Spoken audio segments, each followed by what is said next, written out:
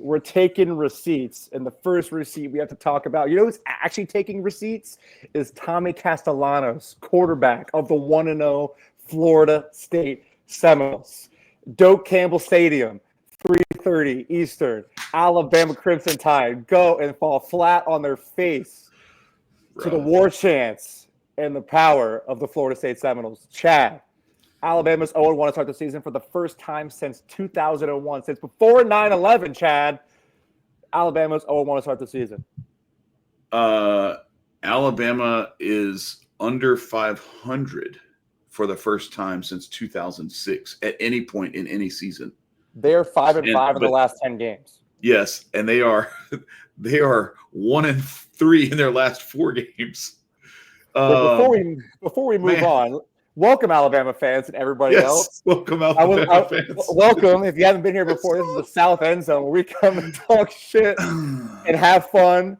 Listen, if we lose, you can get right back to us. Don't worry. I just want to remind everybody to like, comment, share, subscribe. We get a lot of hate. We get a lot of love everywhere in between, but we're happy that you're here regardless. Anyway, Alabama lost. I have had to watch these fake Louisianians drive around Baton Rouge for the last 15 years with their little A sticker on the back of their car that none of them gave a rat's ass about Alabama until Nick Saban left and went to the NFL and then fell into Alabama's lap.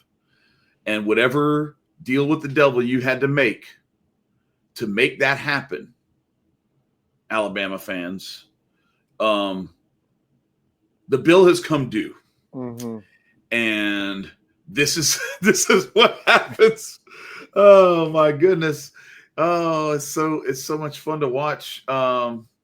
In the words of one Tommy Castellanos, Nick Saban is not there to save them. So the thing that was most astonishing about this to me was they actually got manhandled up front. Never seen it before. Proctor got put in a turnstile. For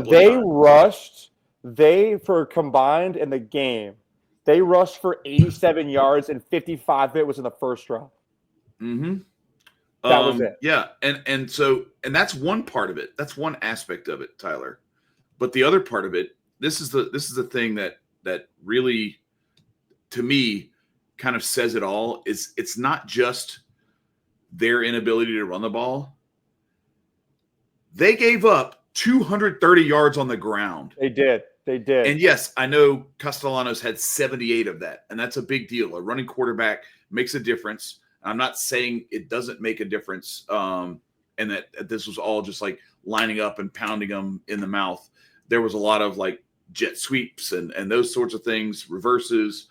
But the reality of the matter is you looked at that game, and when games are played in the trenches and you get manhandled like that, where you only manage 3 yards per rush and you give up almost 5 yards per rush, and you give up the sacks that you gave up, and hell, even Florida State had the only turnover. So this wasn't something where Alabama turned the ball over and it was an unlucky game because it was raining a little bit or anything like that. No, Florida State came out and just flat whipped them. Well, let me tell you, it really honestly gave me shades of the Vanderbilt game where they kept mixing up looks, and there's a lot of credit goes to one man who has had a lot of experience with playing the University of Alabama. That is one offensive coordinator, Gus Malzahn. The Gus Bus is a resident of the Florida State Seminoles, and I think he coached a great game against them. I really do. They mixed up a lot of looks. There's some simple stuff. Obviously, they spread it out, but then there's some triple options, some pitchbacks, some reverses, and they really got the ball moving. I think that they literally had an Alabama defense on their heels, bro. 2015, 2016, you could not run up the middle on Alabama. You would get your ass put in the dirt if you dared to go up in the middle against the guy like Deron Payne and dudes like that up in the middle. You wouldn't have a shot in hell at running up the middle or anywhere really. Off the tackles, inside the tackles, didn't matter against Alabama. It's so different, and I want to apologize because you and I said, Florida State, they, all transfers, and this brings up a really great point, actually, of multiple fronts. All transfers, they're going to get killed.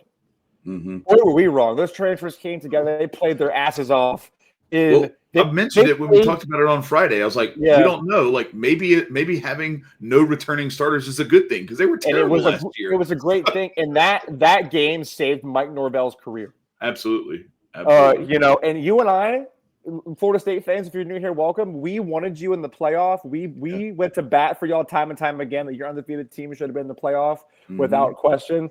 Just saying. And the atmosphere, I could feel it through my TV like I've rarely ever experienced before. Like the war. Say what you will, Chad, about the war We chant and talked the about it on the sing-along phone. I Yeah. think that still goes crazy. I'm just saying when it's loud and you can feel it like that, I can only imagine what the atmosphere in that stadium must have been like. And No, I mean we talked about it on the phone. Like college football is better when Florida State is good.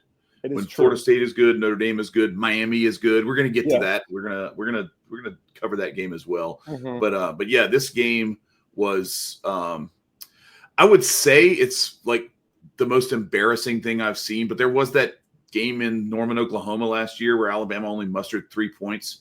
But that's not even the worst one. You lost to Vanderbilt. You lost to Vanderbilt.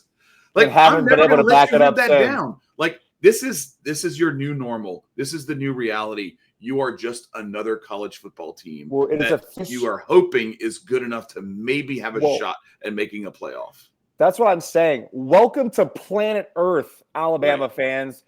The transfer portal is here. I've said it, I think, at least once a season, Chad. There are no Bo Scarboroughs on the Alabama roster. There are no Kenyon Drake being your third string. There is no Josh Jacobs waiting in the wings. There is no Henry Ruggs, Jerry Jeudy, Devonta Smith receiving cores anymore, unless you're at Ohio State somehow. Anyway, that is over. Nick Saban got out when he was supposed to. He's never coming back to save y'all. He really won't. Now he really won't. And it's just a clear lack of just grit. There's a lack of discipline. And the stat I've been waiting to drop on you, Chad. Josh Pate gave me this little nugget. I got to shout him out. That under DeBoer, in every game, the other team has had less penalties than Alabama. In every game. Yeah, and that's every game.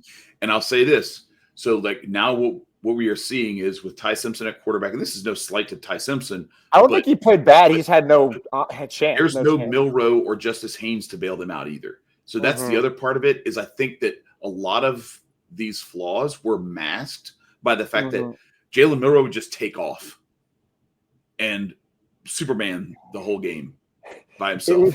It was Jeremy Bernard just trying for his best to catch everything and do what he could. That guy played his ass off that game. I will say that.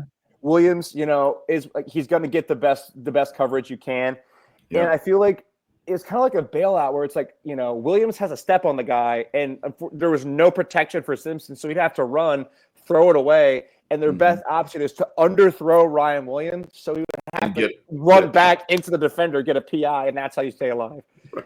It's just like DeBoer, I feel like with most SEC coaches, especially like growing up, there is, Steve Spurrier spiking the visor. There's Nick Saban losing his mind. Kirby Smart has gotten the ass of many of Georgia players, and there's just none of that with DeBoer, it feels like. And I don't think that he's a bad coach, like at all. It's just, I don't think he's I think he what we all knew has come to fruition. Whoever was going to follow up Nick Saban was going to be doomed from the start, regardless of who it may have been. And that's just kind of the world we're living in. So welcome to Planet Earth, Alabama fans. Yeah. Nice to have you.